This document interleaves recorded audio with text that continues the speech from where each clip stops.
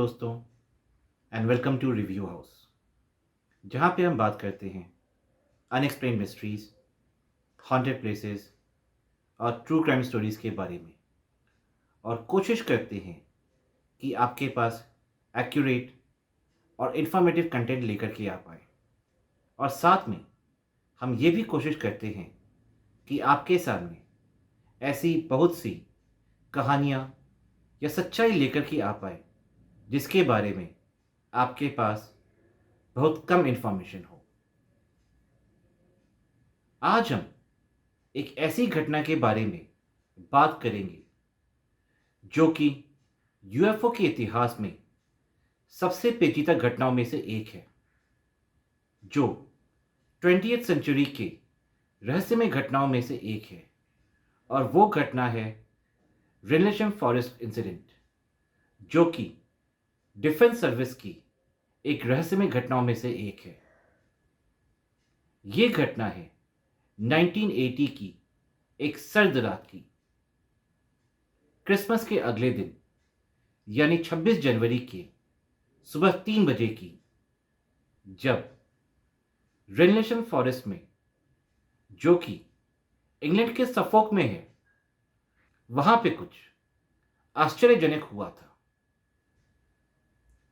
एक ऐसी series of incident जो कि डिफेंस सर्विस के ऑफिसर्स को हैरान कर देने वाली थी, यूएफओ की खोज में आग लगा देने वाली थी और दुनिया को हकीकत की बाउंड्रीज पे क्वेश्चन करने पे मजबूर कर देने वाली थी।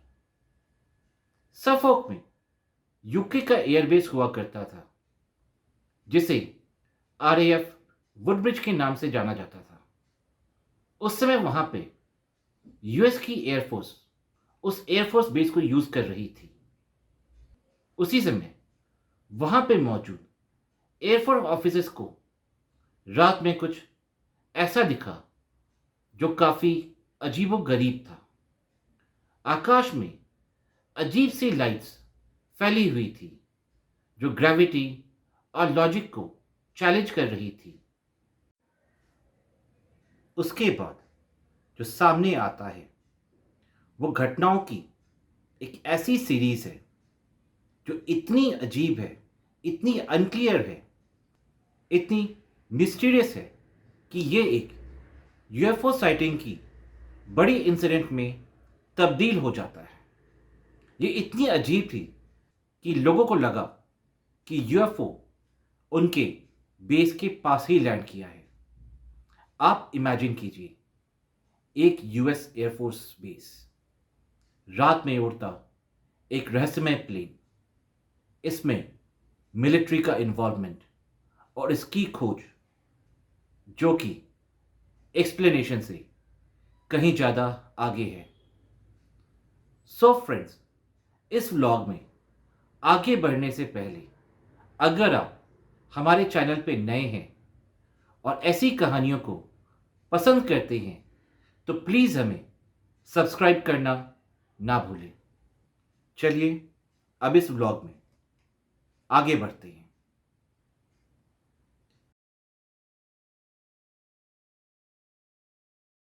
दिसंबर की सर्द रात में रेनलेशन फॉरेस्ट में यूएस एयरफोर्स के 2 सोल्जर्स को कुछ ऐसा दिखा जो कि उनके बिलीफ को डिस्ट्रॉय कर देता है। उनको दिखती है कुछ स्ट्रेंज लाइट्स जो कि ग्रेविटी और लॉजिक को क्वेश्चन करते हुए आसमान में घूम रही थी। आगे जो सामने आता है वो एक अजीबोगरीब सीरीज ऑफ इवेंट्स है जो इतनी अनएक्सप्लेन्ड है कि जो इस पूरे इंसिडेंट को यूएफओ साइटिंग की सबसे बड़ी घटनाओं में से एक बना देती हैं। लेकिन इससे पहले कि हम इस घटना के और अंदर चले, उसके पहले उस समय के बारे में जानते हैं। साल था 1980 का। कोल्ड वॉर का टेंशन धीरे धीरे और गहरा हो रहा था। रिलेशन फॉरेस्ट, एंशियंट ओक्स और विस्परिंग पाइन्स के बीच एक हरा भरा टैपेस्ट्री था जो कि एयरफोर्स बेस और शांत इंग्लिश विलेज के बीच में एक बफर जोन का काम करता था। और यहीं से 25 दिसंबर की एक ठंडी रात को हमारी कहानी शुरू होती है। एयरमैन फर्स्ट क्लास जॉन बोरो एयरफोर्स बेस के ईस्टर्न गेट पे अपनी रूटीन पेट्रोल पे थे। तभी उनकी नज़र आसमान के एक अनयूजुअल रोशनी पर पड़ी। पहले तो उनको लगा कि ये एक टूटा हुआ तारा है और इसको उन्होंने ऐसे ही खारिज कर दिया। पर अचानक से वो रोशनी रुकती है, वहां मंडराती है और रंग बदलती है। ये कोई आसमानी आश्चर्य नहीं है, ये कुछ और है। बोरो इस अजीब नज़ारे के बारे में अपने सुपरवाइजर सार्जेंट जिम पेनिंगस्टन को रिपोर्ट करते हैं।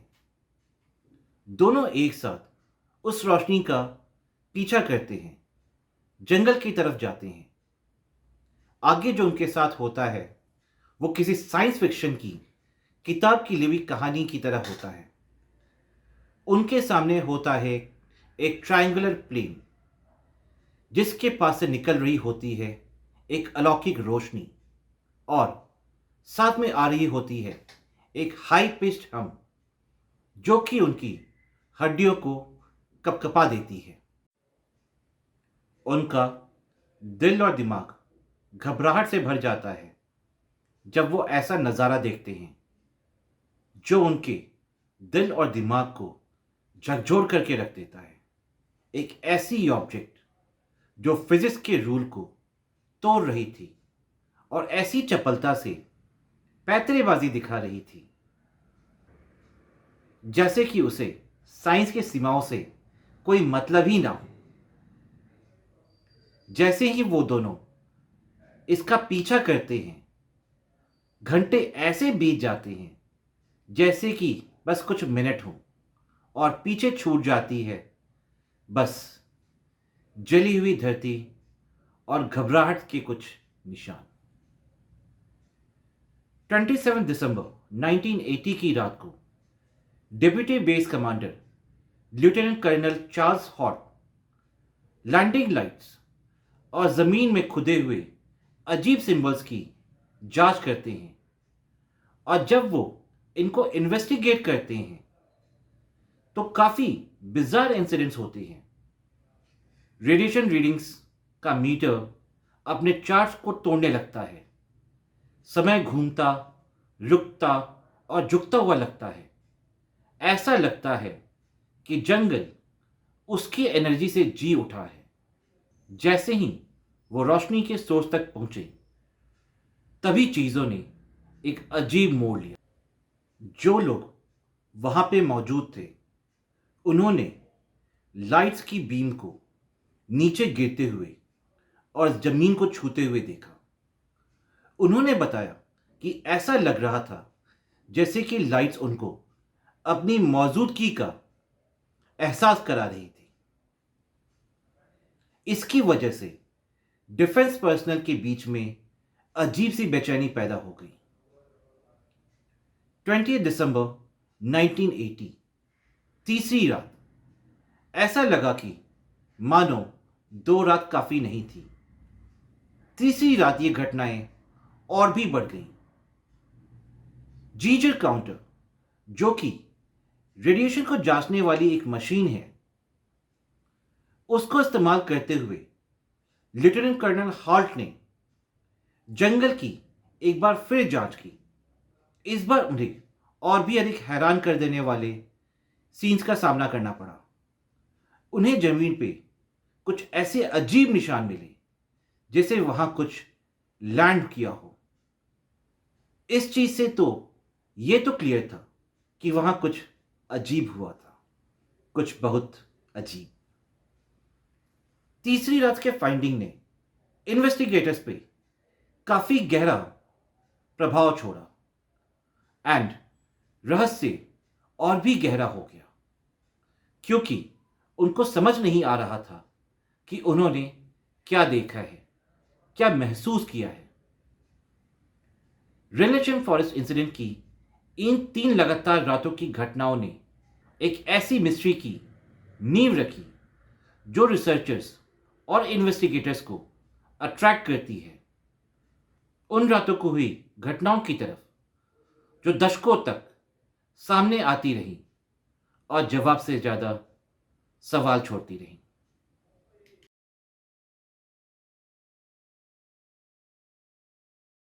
नाइनटीन 1980 की रेनेशन फॉरेस्ट यूएफओ घटना आज भी भयावह और भ्रमित करने वाली है। हालांकि सच्चाई अभी भी मायावी है, बट कुछ डीक्लासिफाइड डॉक्यूमेंट्स का खजाना उन दिसंबर रातों के दौरान क्या हुआ उसकी झलकियां पेश करता है। घटना के दशकों बाद बहुत सारे डॉक्यूमेंट्स डीक्लासिफाइड कर दिए गए हैं जो उन रहस्यमय रातों के दौरान डिफेंस पर्सनल के पर्सपेक्टिव को और उनके द्वारा किए गए काम के बारे में बताते हैं। तो चलिए उन डीक्लासिफाइड डॉक्यूमेंट्स में उतरें और देखें कि ये सब दिलचस्प यूएफओ घटनाओं के बारे में से एक के बारे में क्या बताते हैं। सबसे फेमस डॉक्यूमेंट्स में से जो सबसे ऊपर आता है वो है हॉर्ट मेमो, जो deputy base commander lieutenant colonel Charles Halt ने लिखा है। ये मेमो 26, 27 और 28 जनवरी की घटनाओं के बारे में और उनके एनकाउंटर और उनके ऑब्जर्वेशंस के ऊपर है। उन्होंने 13 जनवरी 1981 को ये डॉक्यूमेंट मिनिस्ट्री ऑफ डिफेंस को भेजा। इस मेमो का ऑफिशियल टोन हॉल्ट का डिफेंस बैकग्राउंड, रिपोर्ट की हुई इंसिडेंट को इंपॉर्टेंट वजन देती हैं। उनकी डिटेल से दी गई बातें जैसे कि समय, गवाहों की बातें और उस समय का मौसम पूरे डॉक्यूमेंट्स में एक विश्वास को जोड़ता है और इसे ऑथेंटिकेट इंसिडेंट बना के हमारी रुचि को आगे बढ़ाता है। मेमो में हॉल्ट ने पल्सेटिंग लाइट्स की स्ट्रेंज बीम्स और अनआइडेंटिफाइड ऑब्जेक्ट्स के प्रेजेंस के बारे में बताया है और इसी कारण हॉल्ट मेमो एक की पीस ऑफ डॉक्यूमेंट्स बन जाता है उनके लिए, जो इस केस के बारे में अपनी खोज को आगे जारी रखती। डिफेंस इंटेलिजेंस एजेंसी या डीआईए ने भी जांच में अपनी भूमिका निभाई। डीआईए के डीक्लासिफाइड डॉक्यूमेंट्स भी उन इंसिडेंट्स के बारे में डिटरमाइन करते हैं और इंसिडेंट के इम्प्लीकेशन को डिटरमाइन करते हैं। ये डॉक्यूमेंट्स रिवील करते हैं कि डीआईए ने इस इंसिडेंट को काफी सीरियसली लिया।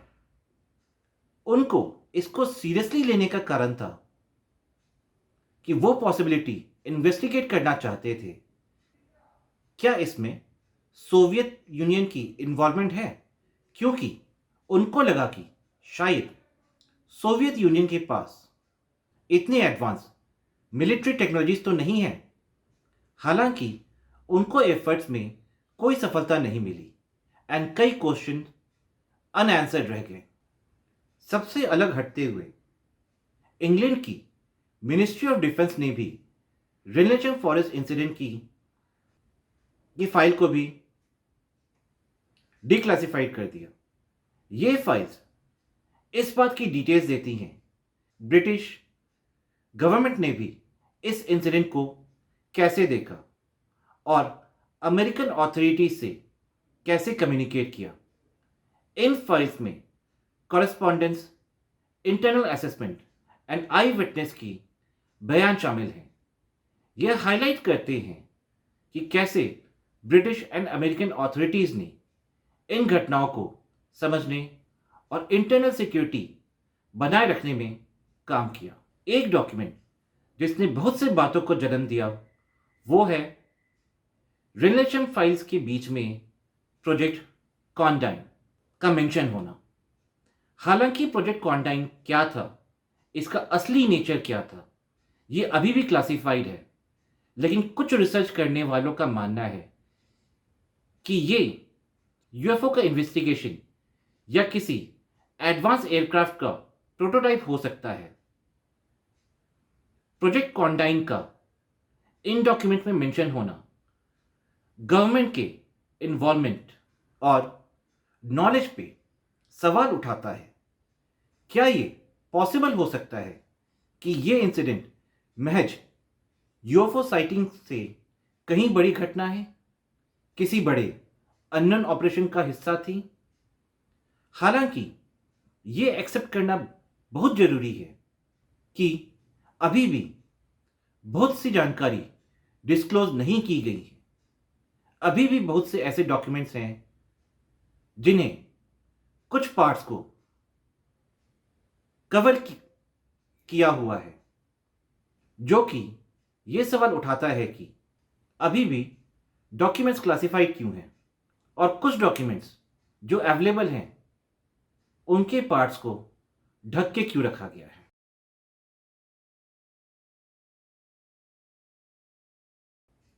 1980 की रिलेशन फॉरेस्ट इंसिडेंट एक लंबी छाया डालती है।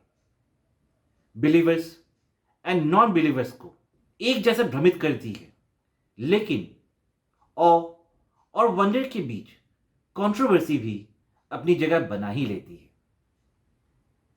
आज हम इन्हीं कंट्रोवर्सीज के गंदे पानी में भी गोता लगाएंगे। इस इंसिडेंट के अगेंस्ट जो तर्क है उनके बारे में भी बात करेंगे और यूएफओ के कंट्रोवर्सी के बारे में भी बात करेंगे। रिलेशन इंसिडेंट स्टोरी के सेंट्रल पिलर में से एक है अनयूजुअल लाइट्स का देखना। हालांकि जो स्केप्टिक्स हैं वो ऑल्टरनेटिव एक्सप्लेनेशंस भी देते हैं, जैसे कि मिलिट्री फ्लेयर्स। आसपास एयरबेस रहने की वजह से ये पॉसिबल है कि सोल्जर्स ने किसी मिलिट्री एक्सरसाइज को एलियन एयरक्राफ्ट समझने में कंफ्यूज हो गए होंगे। Swamp gas. स्वैम्प गैस एक नेचुरल फिनोमेनन है जो कि ऑर्गेनिक मैटर्स को डिकम्पोजिशन के चलते बनती है। ये एक स्ट्रेंज एरिया लाइट्स बना सकती है जो कि रिपोर्ट्स की हुई लाइट्स को नकल कर सकती हैं। Miss interpretation of stars and planets.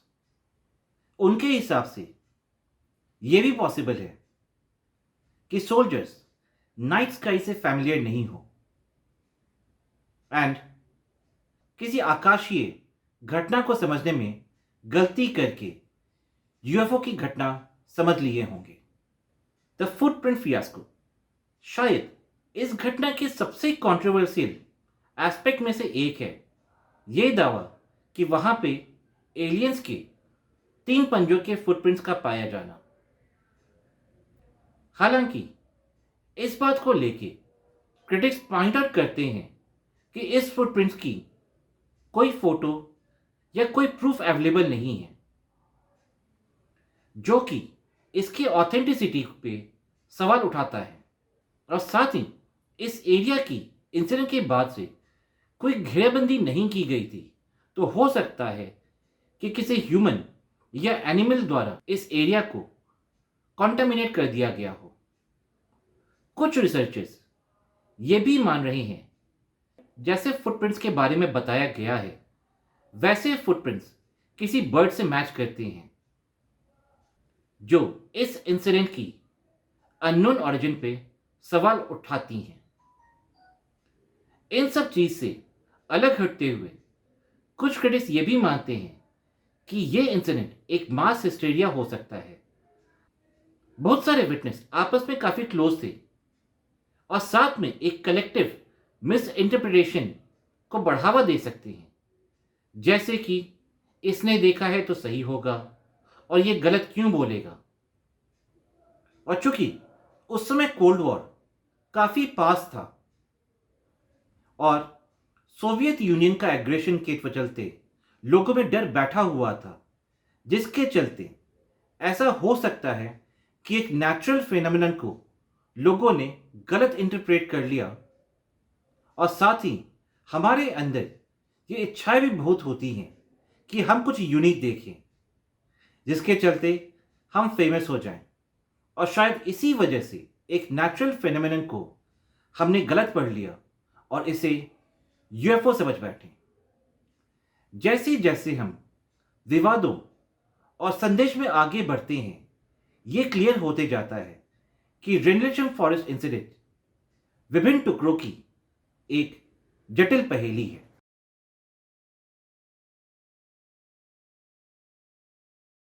1980 की रेनलेशन फॉरेस्ट इंसिडेंट आश्चर्य और विस्मय के धागों के बीच से बुनी हुई एक टैपेस्ट्री है। जबकि सिद्धांत प्रचुर मात्रा में है, सच्चाई छाया में छुपी हुई रहती है। अपने पीछे अनआंसर्ड क्वेश्चंस की एक समूह छल जाती है जो कि रात के आसमान को परेशान करते रहते हैं। What illuminated the sky? Initial sightings जिसने रेनलेशन इंसिडेंट की स्टोरी को शुरू किया था वो थे ग्रेविटी और लॉजिक को चुनौती देने वाली एक पल्सेटिंग ट्रायंगुलर एयरक्राफ्ट। कुछ लोग को लगता है कि यह एक एलियन एयरक्राफ्ट था, यह एक नेचुरल फेनोमेनन। लेकिन ऐसी क्या चीज थी जिसने उस रात आकाश को अलौकिक रंग से रंग दिया? क्या मिलिट्री एक्सरसाइज थी या कोई नेचुरल फेनोमेनन या किसी सेलेस्टियल एलिमेंट ने ऐसा इल्यूजन पैदा किया? शायद इस टैपेस्ट्री का जो सबसे कंट्रोवर्शियल थ्रेड है वो है 3 अंगुलियों के फुटप्रिंट्स जो कि एलियंस के माने जा रहे हैं। फिर भी इसको लेके ना ही कोई फिजिकल एविडेंस है, बस है तो ढूंढले स्केचेस और इसको लेके कही हुई बातें। क्या ये फुटप्रिंट्स सही में एलियंस के थे या जैसे कुछ क्रिटिक्स बोलते हैं किसी नोन बर्ड के? गवाहों का मानना कि उनके इनकाउंटर्स के दौरान समय खिंच गए और विकृत हो गए, जिससे पहले से आश्चर्यचकित करने वाली घटनाओं में एक और कॉस्मिक कंफ्यूजन जुड़ जाता है। क्या ये वास्तविकता के ताने बाने की गड़बड़ी थी या साइड इफेक्ट था एलियन टेक्नोलॉजी का या बढ़े हुए एड्रेनलिन और विकृत धारणा का एक परिणाम था?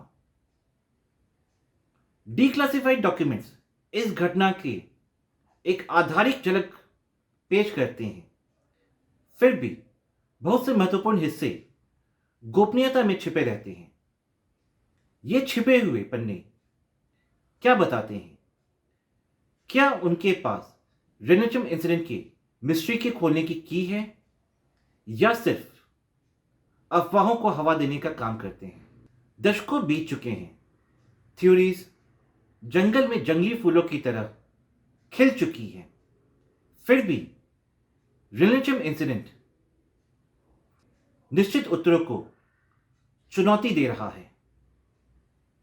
क्या सत्य अपनी क्लोक ऑफ शैडो से कभी बाहर आ पाएगा या एक शाश्वत पहेली की तरह हवा में बसता हुआ एक भयावह राज बनकर रह जाएगा?